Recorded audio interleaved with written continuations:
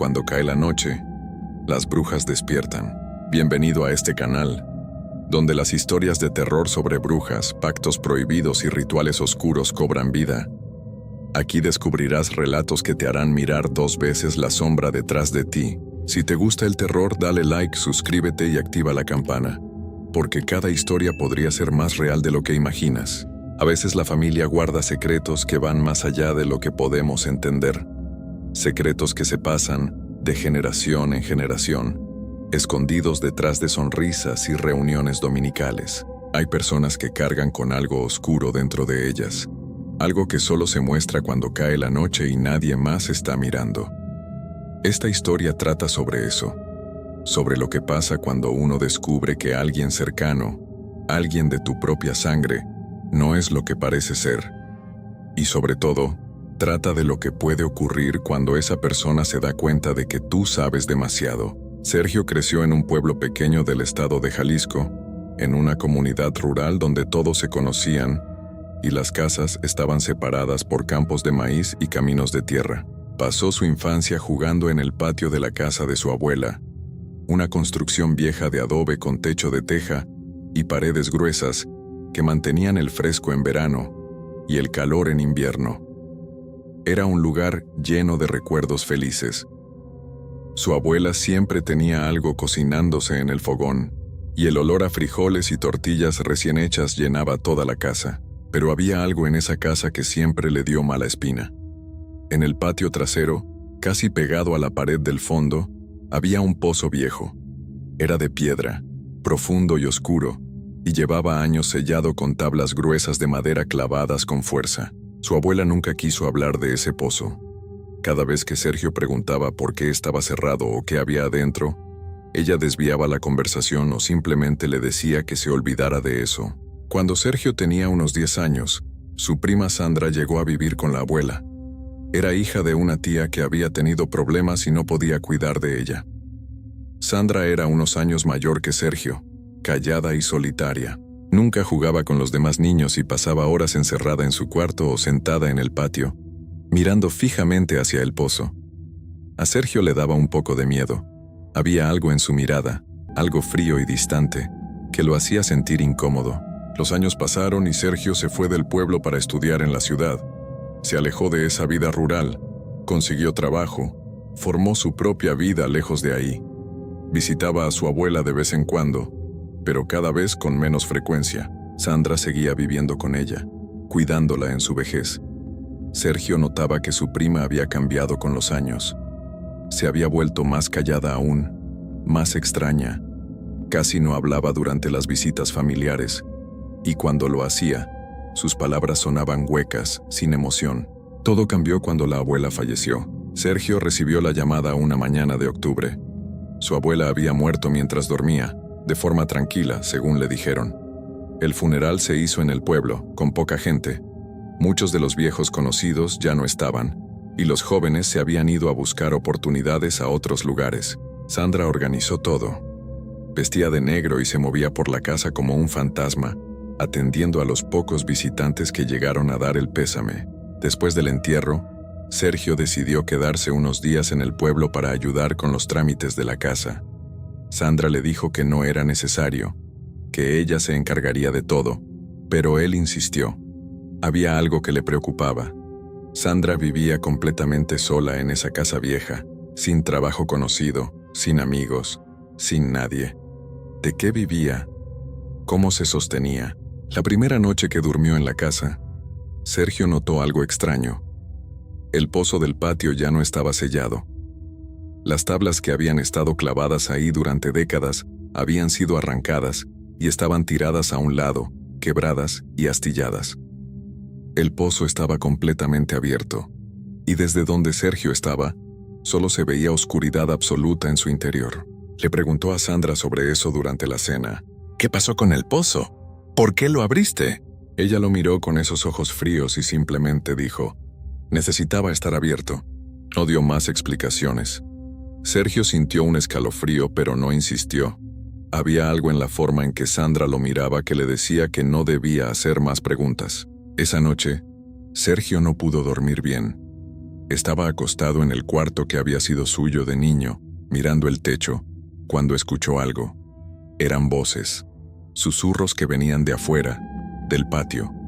No eran claros, no podía entender las palabras, pero sonaban como varias personas hablando al mismo tiempo en voz baja, como si estuvieran teniendo una conversación en secreto. Se levantó despacio y caminó hasta la ventana. Corrió un poco la cortina y miró hacia afuera. La luna iluminaba el patio con una luz pálida. Todo parecía normal, pero los susurros seguían ahí, constantes, viniendo desde algún lugar que no podía identificar. De repente, una sombra cruzó el patio. Era Sandra. Caminaba descalza hacia el pozo, con un camisón blanco que se movía con el viento. Llevaba algo en las manos, algo envuelto en tela. Se arrodilló frente al pozo y comenzó a murmurar palabras que Sergio no podía entender. Su voz sonaba diferente, más grave, como si no fuera completamente suya. Sergio sintió que el aire en el cuarto se volvía pesado, difícil de respirar. Quiso apartar la mirada, pero no podía. Estaba paralizado, viendo cómo su prima desenvolvía el bulto que llevaba. No alcanzó a ver qué era, pero lo dejó caer dentro del pozo. Durante unos segundos no pasó nada, y entonces escuchó una risa profunda que salía desde el fondo del pozo, como si algo muy viejo y muy oscuro estuviera despertando ahí abajo. La risa se mezcló con los susurros, haciéndose más fuerte, más clara, hasta que Sergio tuvo que taparse los oídos. Sandra se quedó arrodillada ahí, inmóvil, con la cabeza inclinada hacia adelante, como si estuviera rezando o escuchando algo que solo ella podía oír. Sergio se alejó de la ventana y se metió debajo de las cobijas, temblando. Cerró los ojos con fuerza y trató de convencerse de que todo había sido un sueño, una alucinación producto del cansancio y el duelo. Pero en el fondo sabía que no era así. Sabía que había visto algo real, algo terrible. Al día siguiente, Sandra estaba en la cocina preparando café como si nada hubiera pasado. Sergio la observó desde la puerta. Se veía cansada, con ojeras profundas y la piel pálida, pero sonreía. Una sonrisa pequeña y extraña que no llegaba a sus ojos. «Buenos días, primo. ¿Dormiste bien?» Sergio no supo qué responder. Finalmente se sentó a la mesa y reunió el valor para hablar. «Sandra, anoche te vi en el patio. Estabas junto al pozo. ¿Qué estabas haciendo?» Ella dejó de sonreír. Lo miró fijamente durante un momento que se sintió eterno. «No debiste mirar, Sergio». Su voz sonaba tranquila, pero había una amenaza escondida en esas palabras. Sergio sintió un nudo en el estómago. «¿Qué está pasando aquí? ¿Qué hay en ese pozo?» Sandra se levantó de la mesa y se acercó a él. Se inclinó hasta quedar a la altura de su cara y le susurró: «Hay cosas que es mejor no saber. Vete de esta casa, vete hoy mismo». Esa misma tarde, Sergio hizo su maleta y salió de ahí. Le dijo a Sandra que tenía que regresar a la ciudad por trabajo, pero la verdad era que tenía miedo. Miedo de su propia prima, miedo de lo que había visto, miedo de quedarse una noche más en esa casa. Pero no se fue del pueblo, no podía. Algo en su interior le decía que necesitaba entender qué estaba pasando. Se fue a la casa de don Tomás, un pariente lejano que vivía del otro lado del pueblo. Don Tomás era un hombre mayor, viudo, que vivía solo en una casa pequeña pero acogedora. Cuando Sergio le contó lo que había visto, don Tomás se puso serio. Dejó su taza de café sobre la mesa y suspiró profundo. Siempre hubo rumores sobre Sandra. Desde que llegó a vivir con tu abuela, la gente del pueblo hablaba en voz baja, decía que ella no era normal, que hacía cosas por las noches, que hablaba con cosas que no debería. «¿Qué tipo de cosas?», preguntó Sergio. Don Tomás bajó la voz. «Dicen que es una bruja, que aprendió artes oscuras de alguien, tal vez de su propia madre, que hace tratos con fuerzas que no son de este mundo. Por eso la gente la evita, por eso nadie se acerca a esa casa». Sergio sintió que el mundo se le venía encima. Su prima, su propia sangre, envuelta en algo tan oscuro y retorcido. No quería creerlo, pero todo tenía sentido. La forma en que se comportaba, el pozo abierto, los susurros, la risa que había escuchado. Pero si es así, ¿por qué nadie hace nada? porque nadie la detiene. Don Tomás negó con la cabeza. Porque no se puede, muchacho. Esa gente tiene poder. Si te metes con ellos, las cosas te van a salir mal. Muy mal. Sergio pasó esa noche en la casa de don Tomás.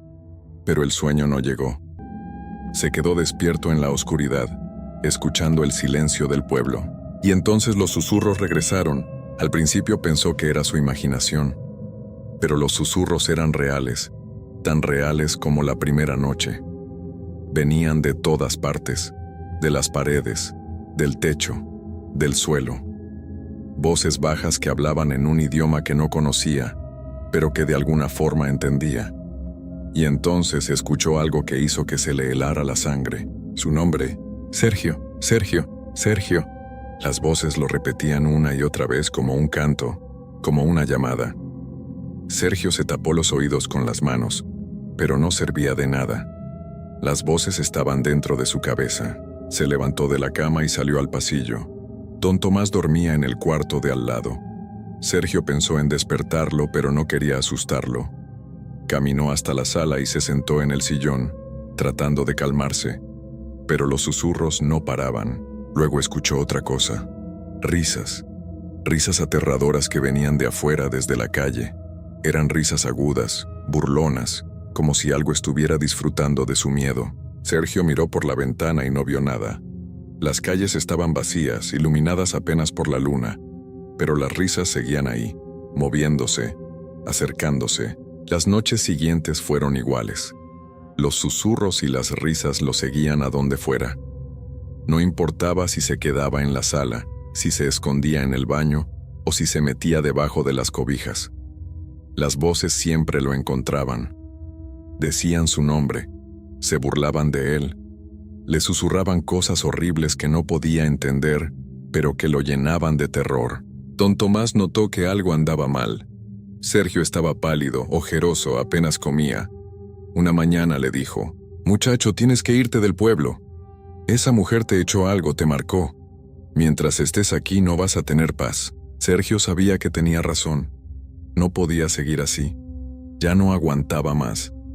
Hizo su maleta esa misma tarde y se despidió de don Tomás.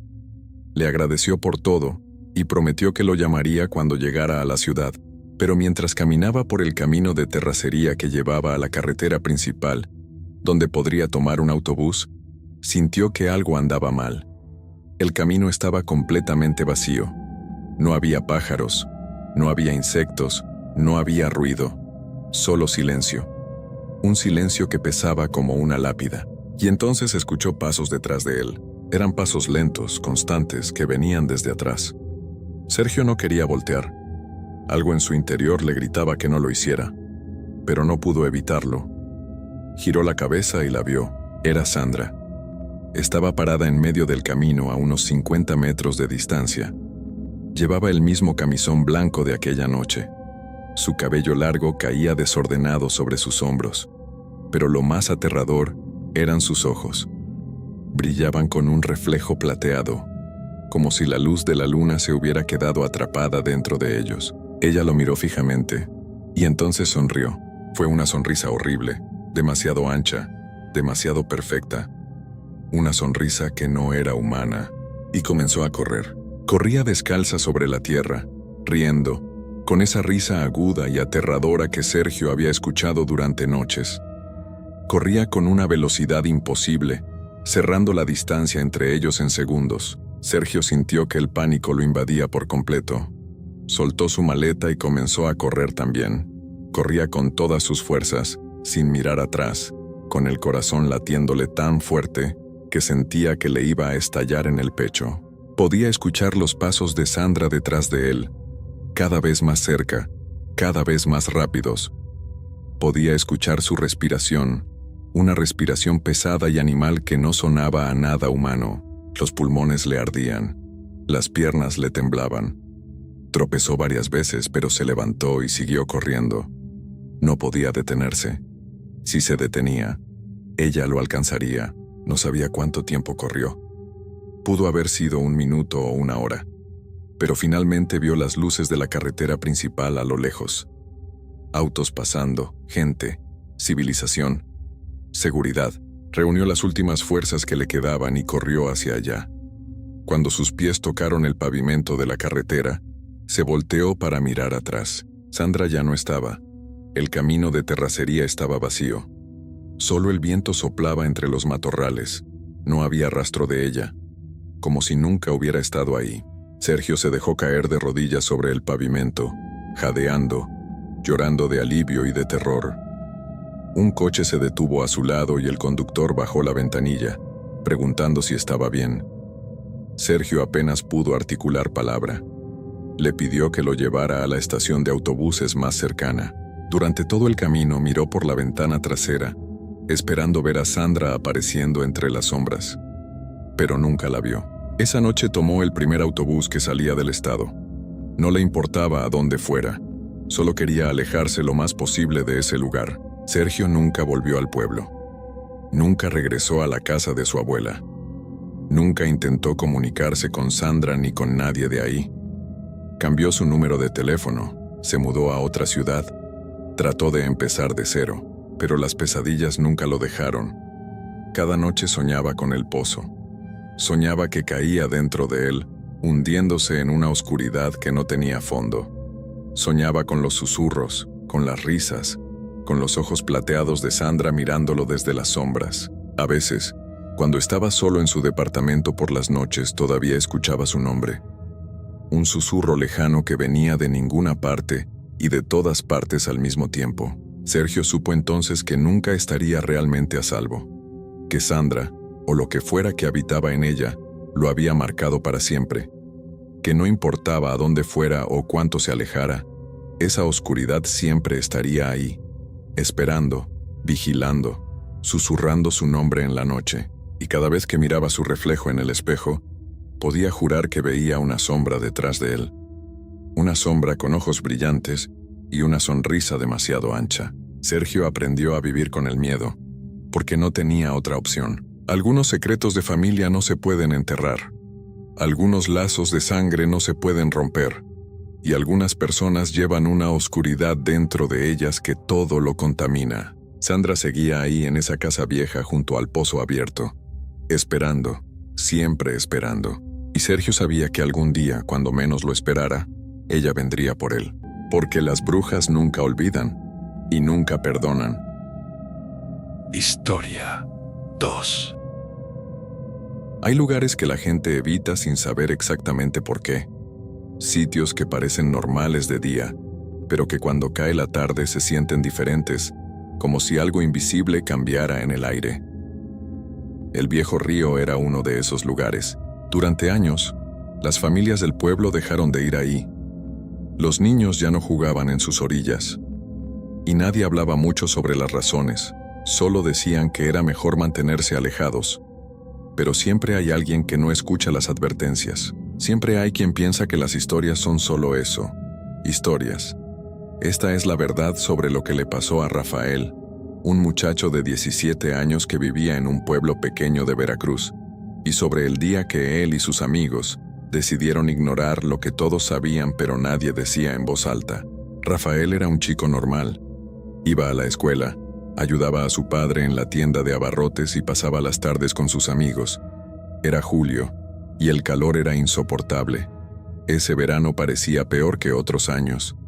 El aire estaba pesado y pegajoso, y hasta respirar costaba trabajo. Por eso, cuando su amigo Carlos sugirió ir al viejo río a refrescarse, los demás aceptaron sin pensarlo mucho. Eran 4. Carlos, el más atrevido del grupo. Miguel, que siempre seguía lo que Carlos decía. Daniela, la prima de Miguel que estaba de visita. Y Rafael. Tomaron sus cosas y caminaron por el sendero que llevaba al río, un camino de tierra que ya casi nadie usaba. La vegetación crecía salvaje a los lados. Los juncos altos formaban paredes verdes que se movían con la brisa. Cuando llegaron, el lugar estaba desierto. El río corría lento. El agua tenía un color oscuro, casi café. Los juncos crecían espesos en las orillas, algunos tan altos que parecían esconder lo que había más allá. Había una piedra grande que sobresalía del agua, perfecta para saltar. Carlos fue el primero en lanzarse con un grito de emoción. El chapuzón, Resonó en el silencio del lugar. Miguel y Daniela lo siguieron. Sus risas llenaban el aire caliente de la tarde. Pero Rafael se quedó en la orilla. Algo en ese lugar no le gustaba. No era nada específico, solo una sensación en el estómago, como cuando sabes que algo no está bien pero no puedes explicar qué es. Se quedó de pie mirando el agua, y entonces la vio. Entre los juncos del otro lado del río había una figura. Estaba agachada, encorvada. Parecía una mujer muy delgada. Su cabello largo y negro le cubría completamente el rostro, cayendo como una cortina hasta el agua. Rafael parpadeó tratando de enfocar mejor. La figura no se movía. Estaba completamente inmóvil, pero lo más raro era que parecía estar dentro del agua, de pie, sin hundirse, como si flotara. Rafael sintió un escalofrío a pesar del calor. Quiso decirles algo a sus amigos, pero cuando volvió a mirar hacia los juncos, la figura ya no estaba. Solo había vegetación moviéndose con el viento. «¿Qué te pasa?», gritó Carlos desde el agua. «Métete, está genial». Rafael sacudió la cabeza, tratando de quitarse esa sensación extraña. Se convenció de que había sido una sombra, un juego de luz entre los juncos. Se metió al río con los demás, pero no pudo disfrutarlo. Cada vez que miraba hacia los juncos, sentía que algo lo observaba desde ahí, algo que esperaba paciente entre las plantas. Regresaron al pueblo cuando el sol comenzaba a bajar. Rafael se despidió de sus amigos y caminó a su casa.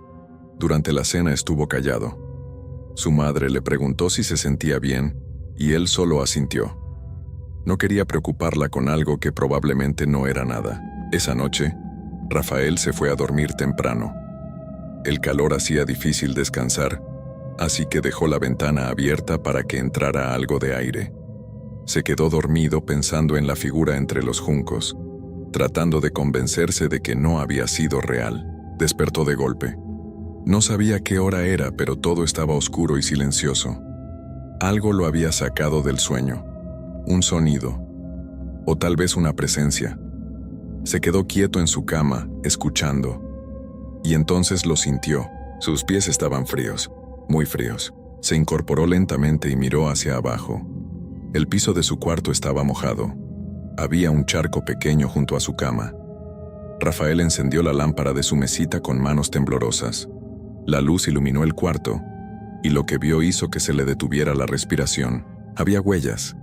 Huellas de pies descalzos marcadas con lodo oscuro en el piso. Comenzaban en la ventana y avanzaban directamente hacia su cama. Rafael contó 5 pasos. Las huellas terminaban exactamente al lado de donde él dormía, como si alguien hubiera estado parado ahí, observándolo. Se levantó de un salto y revisó toda la habitación. La ventana seguía abierta, pero estaban en un segundo piso. Nadie podía haber subido hasta ahí. Miró hacia afuera. Todo estaba oscuro y tranquilo. No había nadie.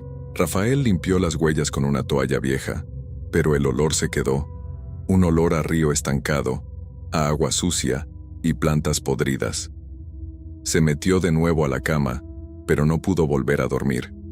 Se quedó despierto hasta que amaneció, mirando la ventana, esperando que algo apareciera. Al día siguiente no le dijo nada a nadie.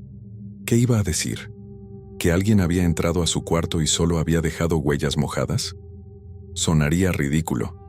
Tal vez había sido él mismo, caminando dormido, aunque nunca había hecho eso antes. Pero la segunda noche fue peor. Rafael se aseguró de cerrar bien la ventana antes de acostarse. La revisó 2 veces. Puso el seguro. Apagó la luz y se metió entre las sábanas. El calor era sofocante, pero prefería eso a dejar la ventana abierta. Se durmió inquieto. Y de nuevo, algo lo despertó en medio de la noche.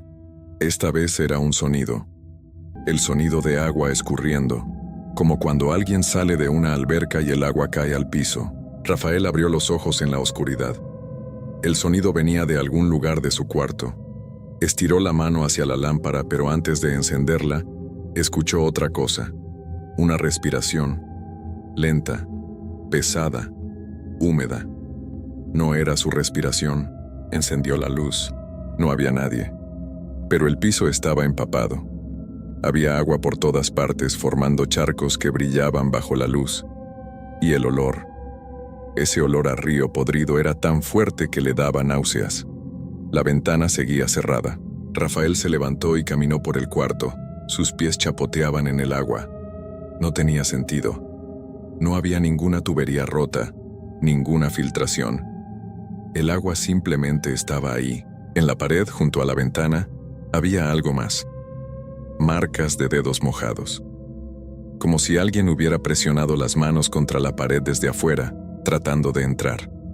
Las marcas eran delgadas, los dedos demasiado largos para ser normales. Rafael pasó el resto de la noche sentado en la sala, con todas las luces encendidas. No volvió a su cuarto hasta que salió el sol. Los días siguientes fueron una pesadilla. Rafael apenas dormía. Cada noche, sin importar lo que hiciera, algo pasaba. A veces era el sonido del agua. Otras veces, las huellas mojadas aparecían de nuevo. Una noche despertó y sintió que las sábanas estaban completamente empapadas, como si alguien se hubiera acostado a su lado después de salir del río. Pero lo peor eran las 3 de la madrugada. Siempre a esa hora exacta, Rafael escuchaba un sonido que lo helaba por completo. Era el roce de los juncos contra su ventana. Ese sonido seco y áspero de las plantas moviéndose. Pero su casa estaba a más de 2 kilómetros del río. No había juncos cerca. No había ninguna planta que pudiera hacer ese ruido, y sin embargo ahí estaba. Cada noche, rozando el vidrio de su ventana como si alguien pasara las manos llenas de vegetación húmeda por el cristal. Rafael dejó de comer bien. Las ojeras bajo sus ojos se hicieron más profundas. Sus padres le preguntaban qué le pasaba, pero él no podía explicarlo. ¿Cómo les iba a decir que algo del río lo estaba buscando? ¿Que cada noche sentía que esa presencia se acercaba más? Una semana después del primer día en el río, Carlos llamó a Rafael. Quería volver. El calor seguía siendo insoportable y los demás también querían ir. Rafael dijo que no al principio. La sola idea de regresar a ese lugar le revolvía el estómago, pero Carlos insistió. Y algo dentro de Rafael, algo que no podía controlar, le decía que tenía que volver, que debía regresar al río. Era como una necesidad que crecía en su pecho, como si algo lo llamara. Aceptó ir. Llegaron al río a media tarde. El día estaba nublado, diferente a la primera vez. El aire se sentía pesado, cargado. Carlos y Miguel se lanzaron al agua de inmediato, pero Daniela se quedó cerca de la orilla. Ella también parecía sentir que algo no estaba bien. Rafael caminó despacio hacia los juncos, esa parte del río donde había visto la figura. No sabía por qué lo hacía. Sus pies simplemente se movían solos, como si algo lo guiara. Se detuvo en la orilla, mirando entre las plantas altas que se movían suavemente. Y entonces la vio de nuevo. Esta vez estaba más cerca, mucho más cerca. La mujer emergió lentamente del agua como si subiera desde el fondo. Primero apareció su cabeza, con ese cabello largo y negro que le cubría el rostro por completo. Luego sus hombros tan delgados que parecían solo huesos cubiertos de piel. Su piel tenía un color grisáceo, como carne que ha estado bajo el agua demasiado tiempo. Estaba estirada sobre su cuerpo de una forma que no era natural. La figura se quedó ahí, de pie en el agua que le llegaba a la cintura. No hacía ningún sonido. No respiraba.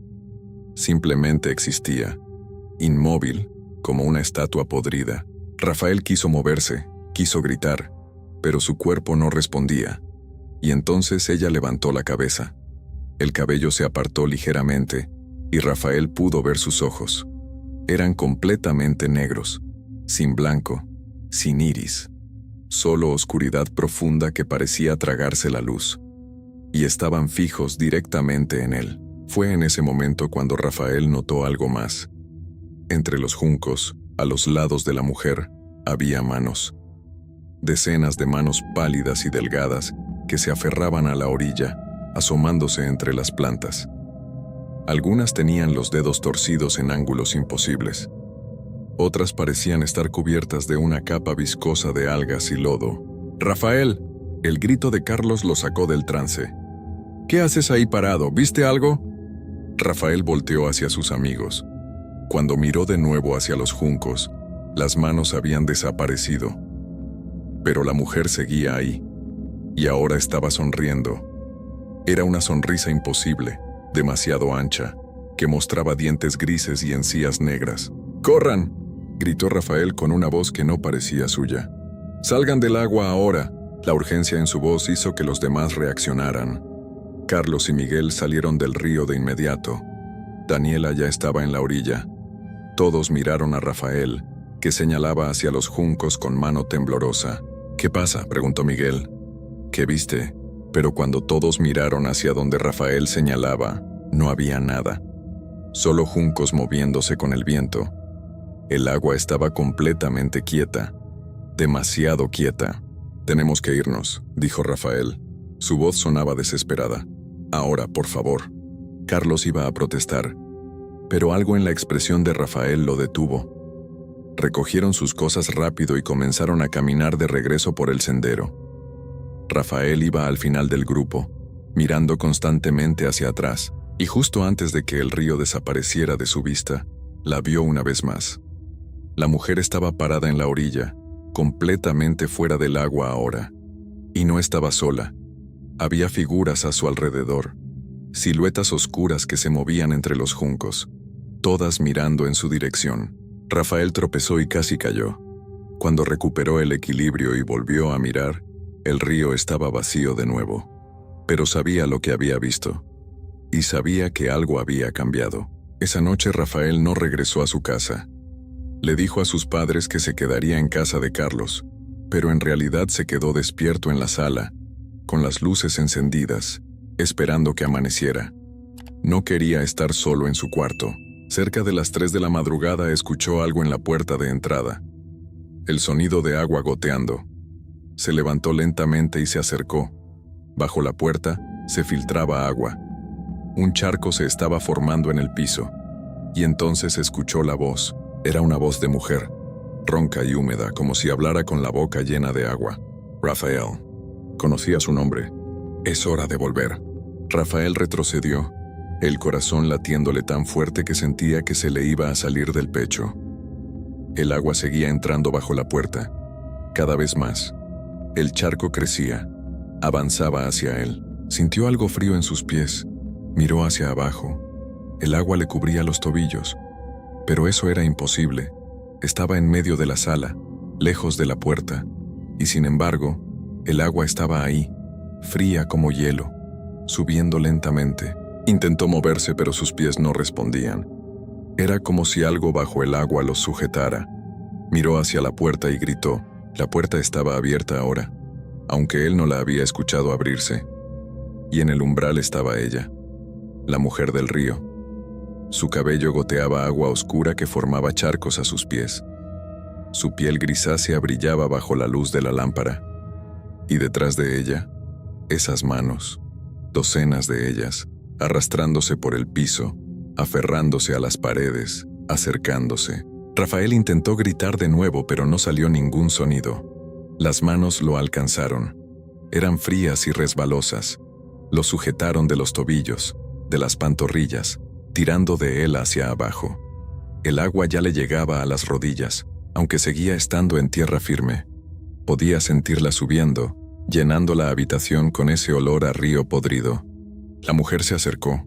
Sus ojos negros lo miraban sin parpadear. Extendió su mano hacia el rostro de Rafael, y cuando sus dedos helados tocaron su mejilla, él sintió que algo dentro de él se quebraba, como si su voluntad, su fuerza, todo lo que lo hacía ser él mismo, fuera arrancado de golpe. «Ven con nosotros», susurró ella. «Ya eres parte del río». Las manos tiraron con más fuerza. Rafael cayó. El agua lo cubrió por completo, aunque sabía que estaba en el piso de una casa. Podía sentir el río a su alrededor, el lodo en el fondo, los juncos rozando su piel. Estaba siendo arrastrado. Sus manos trataban de aferrarse a algo, pero no había nada sólido.